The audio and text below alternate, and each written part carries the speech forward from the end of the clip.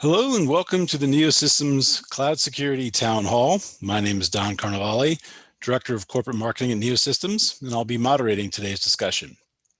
I'm pleased to be joined today by Shawn Veney, Governance, Risk, and Compliance Architect for Microsoft Office 365 at Microsoft, as well as Rob Wilson, CTO and co-founder at NeoSystems. We've prepared a few questions for our panelists to discuss, but I encourage you all to submit your own cloud security related questions using the Q&A feature in the Zoom window. We'll address these questions as time permits.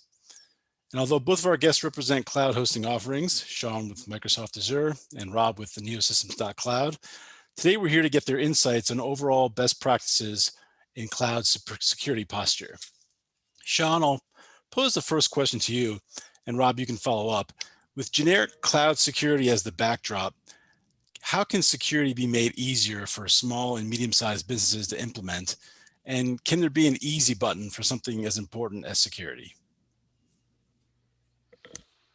Generally, one of the more common pieces of feedback I give here is trying to help create a frame. Security is a complex topic, brings in compliance, risk, and a lot of technical issues. And in order to try to render such a thing easy, I typically recommend at least combining an overview of a point in time assessment, set of metrics, and then kind of a period of performance for those familiar with like SOC, auditing or testing. And in this way, you combine a definition of success over time where you can get snapshots and you kind of plan ahead of time for what you expect to see for progress in those snapshots. But you also have an ongoing real-time assessment of your metrics, your health indicators, your success indicators. Thinking about that proactively too does help keep you out of the weeds. A lot of times our teams will get very deep into technical issues and you kind of lose a little bit of control of the overall program and trying to achieve security, compliance, or risk because you get so wrapped up, very myopic into some of these issues. And so sometimes that framework can just help kind of create a baseline, a return to sanity, so to speak, to keep the discussion at least centered on what the actual residual risk is for each of these issues, what the continuous improvement objectives are for each of them. So more from a so a DIY approach is one way where you go the consultant route and get help. An SMB likely doesn't have the capacity to do this kind of analysis for themselves. Rarely do they. So the DIY path usually involves getting outside consultant. Of course, you're going to get an auditor anyway, and it can't be the same people, but that consultant can certainly help you down that path. The other approach is somewhat unique, and that is it's an outsourcing approach. So rather than looking at compliance from a task that you have to do, it might be one that you hire an outsourced expert or outsource company, just like you might outsource your accounting and finance or your HR. At some level, you can outsource cloud security and security in general, your program. So there are companies out there that do that, and by doing so, if you get them to commit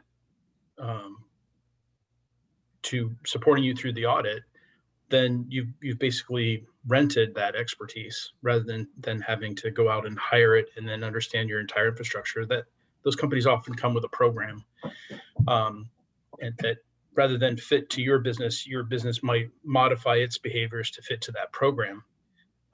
Especially for an SMB, that might be a better strategy than trying to do it yourself. Thanks, Rob. And Rob, move on to the next question.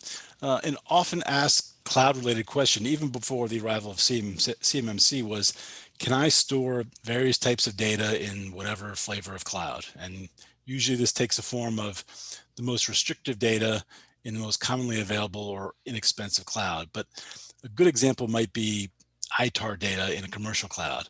What are your thoughts on this?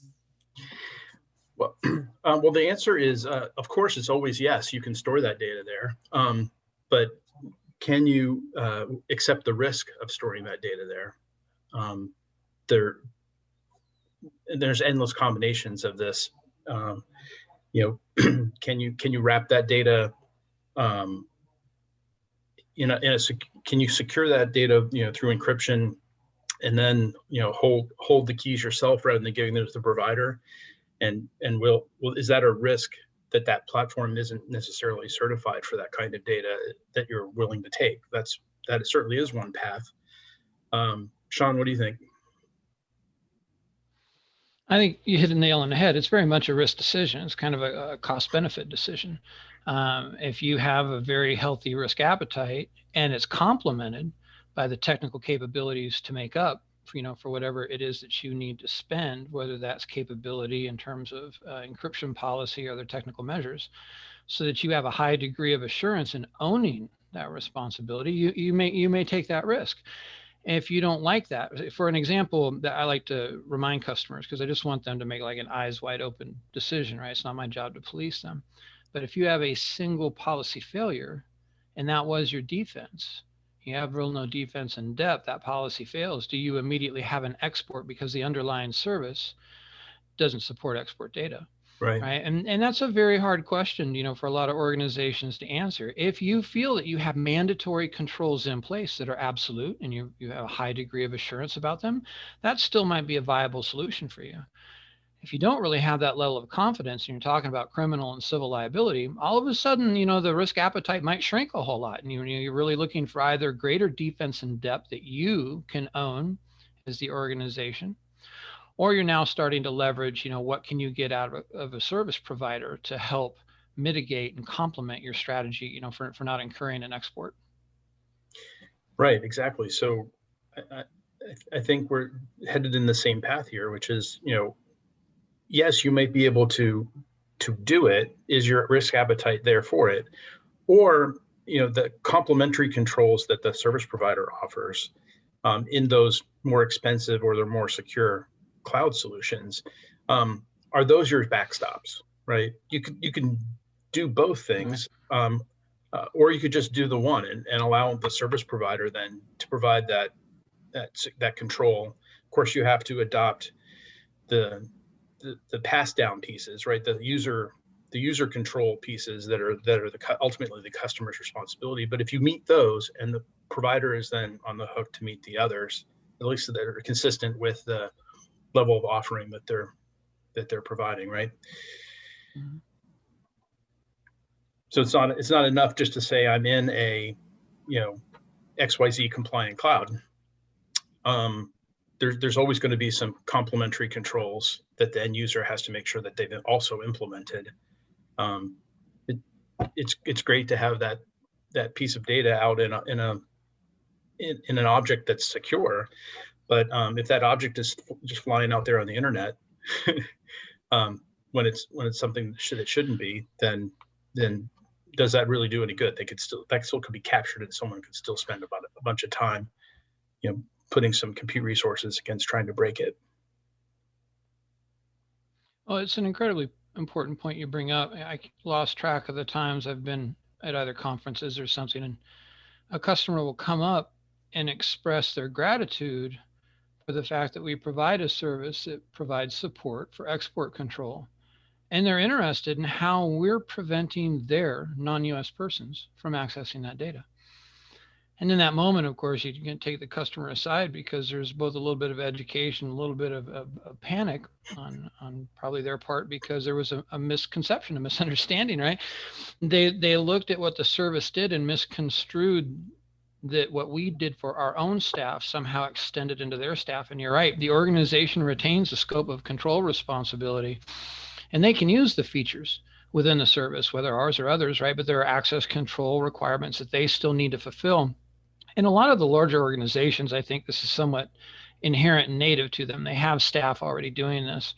I do remain concerned that in the SMB space, we do need to stress some of these issues just to help retain that level of clarity so that those assumptions aren't made, right? And you don't feel that you made the decision to spend the extra to have that backstop or that additional layer of assurance and defense, but you estimated or over assessed its application. So those are very, very important points to bring up. Yes. Yeah, I think there certainly is a risk as we, continue to move to the right on compliance frameworks. CMMC is the latest one, right? That people are going to look at a label and an Excel spreadsheet box of compliance that's this big as opposed to 200 and some controls, and say, oh, I'm checking the box, because these things are not even close to that. When your cloud or mine or anybody else's says that they're maturity level 1 or maturity level 3, there's a whole lot of caveats to go along with that, including the type of data that you can store. So Shawn, you guys have a really great matrix that talks about CUI and the different types of CUI and how and which of your clouds are appropriate for that. I think many providers, would be good to follow your model, right, and provide that education to your customers, so that they can follow that, and understand that you can't just look for one thing, on a checkbox in an Excel spreadsheet matrix. There's more to it than that. Yeah, for those of us that have been doing this for a long, long time, many of us like to joke, that we've seen plenty of completely compliant systems that were terribly insecure. And to the flip side, we've seen some very secure systems that weren't compliant. And it is important as we talk, through CMMC and as it relates to other compliance efforts that organizations may go through. I always find it helpful in those discussions to return to what is the control objective, right? Because a lot of people will get caught up, especially when something's new like CMMC, and we will get wrapped around the axle about a specific control. And once we're wrapped around that axle, we kind of lose focus about what the control objective, what is it intended to achieve? What are we defending? What risk or threat are we mitigating, right?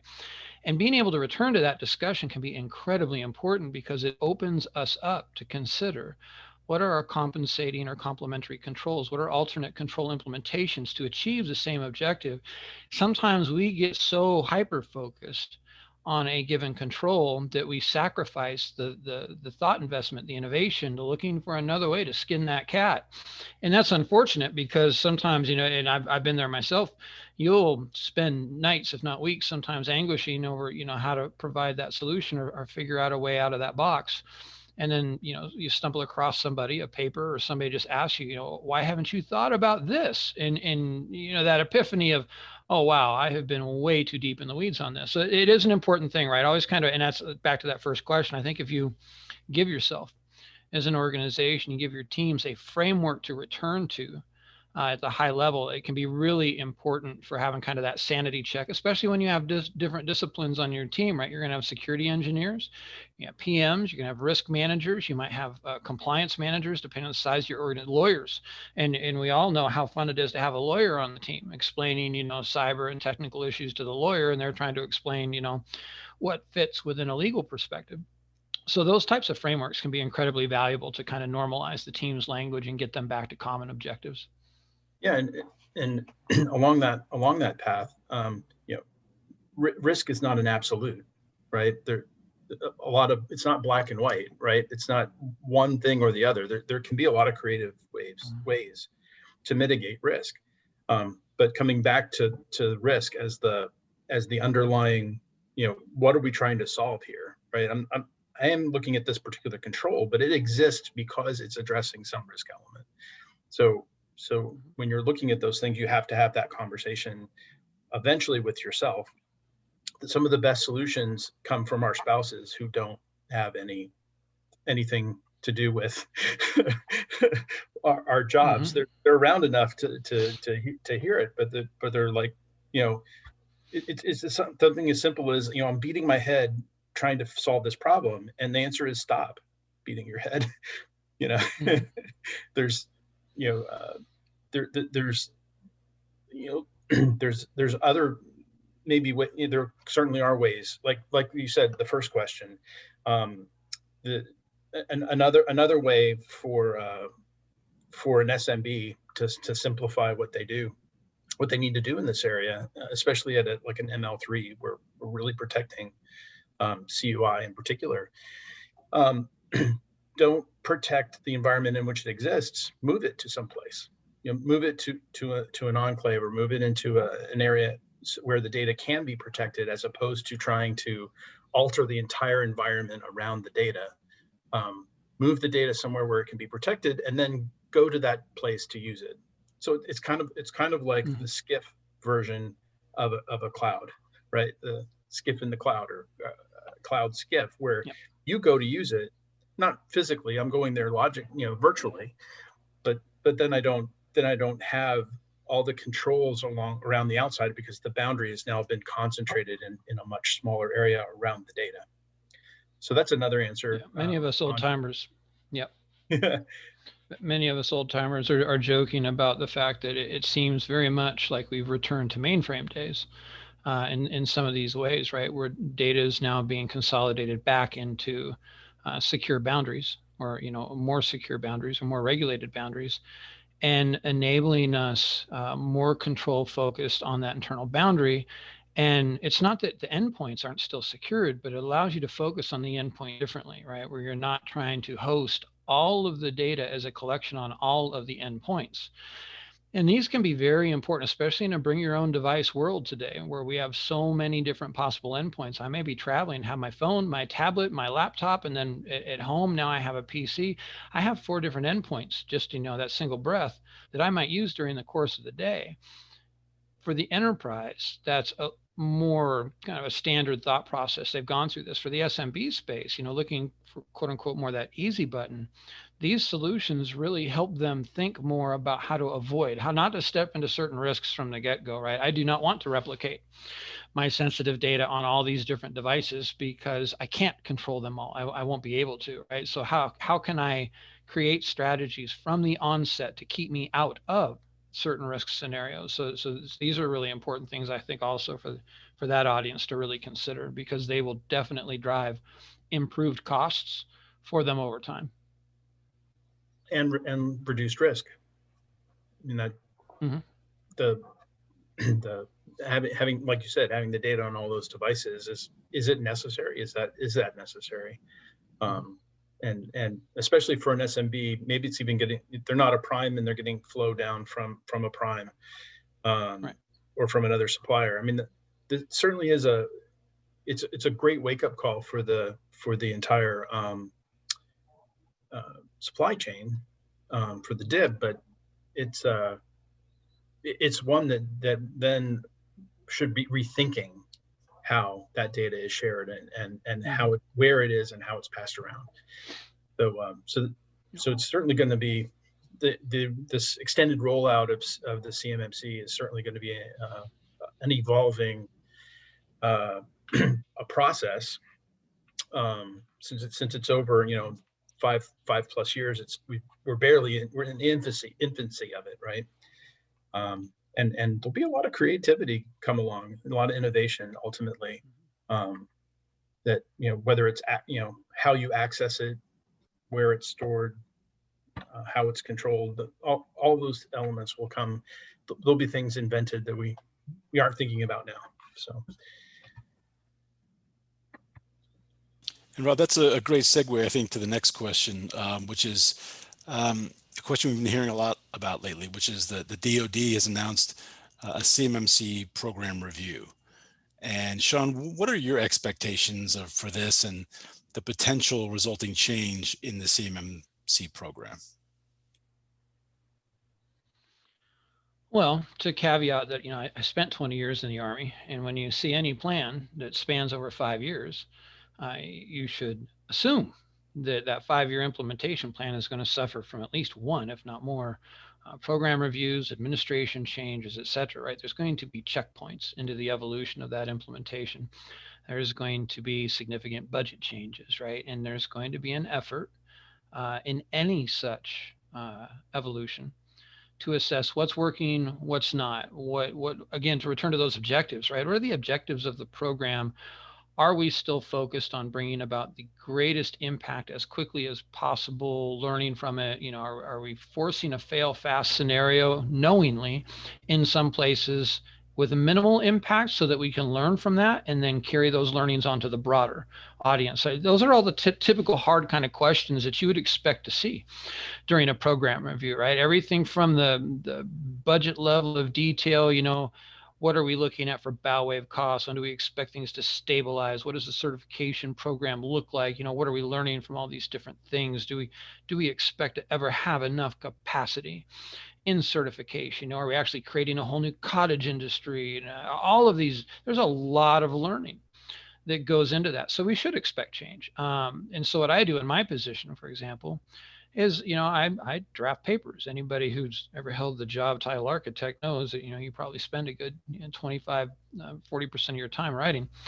And I write contingencies, right? I try to plan out for what are the potential impacts. I would expect, for example, at a high level, to see the program review focus on some, what they would consider to be some high value targets, right? Some objectives that they feel need to be brought about sooner than the 5-year period, and how to accelerate some portions of CMMC. At the same time, I think they would be looking at certain things that either need to be pruned or shelved or compartmentalized for more of a fast failure approach, tested with a couple of, you know, early adopters or something like that, right?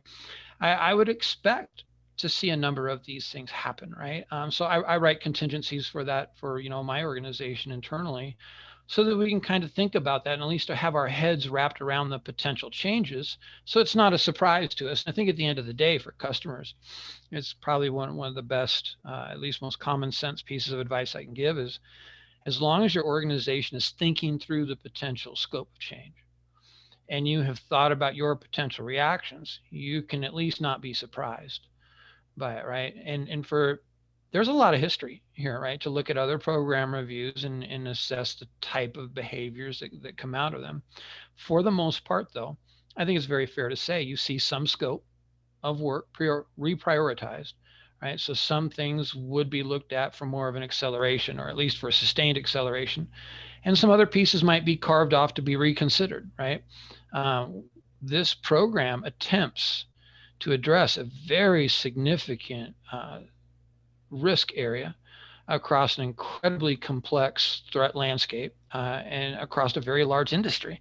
And you look at last year's intelligence briefing on this, and it was 160,000 div entities worldwide, roughly 60,000 of them OCONUS and 100,000 CONUS.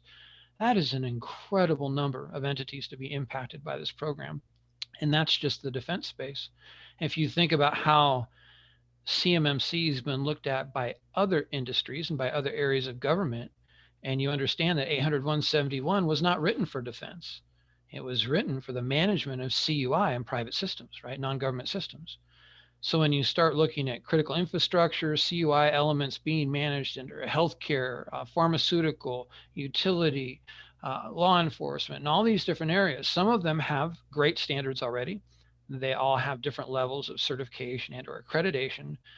Very rarely is there any unifying procurement and legal process across industry. CMMC represents one of the first potential vehicles to create some standardization there. So I don't think any program review is going to in any way tank the program. I would expect to see something stressed for prioritization, something stressed for improved learning, let's call it, right? A little bit of prioritization or refunding to drive some improvement or some better learning out of some of the challenges we're seeing. Wow, so that's a tough one to follow, because you hit so many great points. But from the technology side, or at least, you know, I usually come from an operational bent. That's where I come from, and the NIST standards themselves aren't really going to change fundamentally. So although the CMMC did add a few items, right, along the way, I wouldn't expect a program review to really change the underlying pieces. Maybe the rules around them, right? How a C3PO works, how they get accredited, you know, what the ecosystem looks like. Maybe they'll change those things structurally, like you said, prioritize some, deprioritize some others. But ultimately, the things that we need to work, the tools that we have to work with will likely not change. We'll still have the NIST standards to work to and toward. So those of us who build programs, run clouds, will probably likely have a very stable platform on which to stand. As long as we keep our eye on the changes that come out of NIST, I think primarily. We've seen other departments, to follow on with what you said, talk about CMMC in their solicitations. The GSA and DOE come to mind as two, and then there are likely others that I've missed, but it makes sense. When you have so many contractors in an ecosystem that offer both commercial and government services or products, that ultimately, if I go for the cert, I've invested in it, that the commercially folks would recognize that as value, and the companies would then be able to tout that as value, right, from a marketing point of view, and close sales because they are meeting these standards ahead of when maybe their industry is not forced to, but certainly encouraged heavily to adopt them. Oh, we've got time for one final question. So we actually received a question in advance of the town hall, so I wanted to share that right now. This came from a Fortune 100 company employee. The question is, I wanted to ask if there is Microsoft guidance on which tenant controls must be user configured and how these settings should be set in order for Office 365 GCC High Enclave to comply with CMMC requirements for level 3. Shawn, any comments on that? Yeah, it kind of dovetails back into the first question a little bit. What I'd recommend any customer do, regardless of the service, whether GCC High, GCC or commercial or DoD, et cetera, we provide the SSPs for those. In each SSP, each of the controls, we've gone through effort to highlight customer scope of responsibility for action.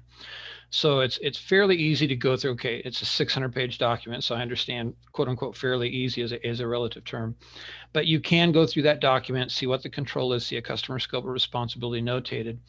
If you use the tools, if you use Compliance Manager and you get your score out of that, it's going to direct you to different features in the service that you can use to adjust that score. We try to make that easy so that it gives you some choices, right? We're not going to tell you, number one, that you're going to be quote unquote compliant. We try to stick to a storyline that we enable your compliance.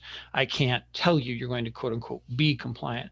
I can tell you you're going to improve your chances around compliance, around passing audits, et cetera. But at the end of the day, the choice of which features you use for what purposes and how you use them remain yours. So we'll direct you to different configurations, different features that you can use, different encryption policies, et cetera. And as you kind of quote unquote turn them up, your compliance score will improve. If you complement that with something like Sentinel, so that you're actually getting more of a SIM-SOAR capability, you're now detecting behaviors in complement to the point in time, configuration of the service in terms of your controls. You're not kind of meshing what I made in that first question, both that point in time assessment with more of an operational assessment of health and patterns of activity. I find for most customers, that's a very healthy blend in terms of not just achieving the checklist of compliance, kind of what Rob brought up earlier, right? If you're just going after that checklist, yeah, frankly, that's pretty easy. If you're trying to demonstrate assurance over time about how effective that control is in addressing certain patterns of behavior, certain threat patterns, risk patterns, user patterns, et cetera, that's where you need more of kind of the Sentinel, more of that type of an intelligence, whether it's your own SIM, et cetera. But you need an operational intelligence in your system to inform you of behaviors so that you can assess your control scope again and see if there are any gaps in it. So what I'm trying to caution you against is while we provide that data, it's in the SSP, we provide blueprints in Azure, we provide, the compliance manager in Office, et cetera. I would not think of it as a one and done, right? Try to set yourself up for recurring assessments. Even if all you can afford is recurring point in time assessments, start with that. If you can over time get to an operational tool set and get that kind of an operational set of intelligence to then complement your point in time assessments, I strongly recommend in doing that, because frankly, if for anybody that ever wants to achieve 4 and 5, you're going to need that blend of capabilities to be able to achieve 4 and 5. Yeah, even maturity level or even 3 parts has 3, that yeah. maturity piece in there where you have to do continuous monitoring. So, Yeah. so I know Don's going to pull the plug on us. So, thanks, Shawn. Really great speaking with you. Yes, thank Thanks, you, everybody. Shawn. Thank you, Shawn, and Rob. Thank you as well. This has been some great insight, and I hope all of you in the audience were able to get some good talking points and some good things to think about. Our next cloud security town hall will take place on April 20th, 2 weeks from today. So if you have an interested in registering for that, you can do so on our website, neosystemscorp.com. So again, thank you for your time today, and have a great afternoon. Goodbye.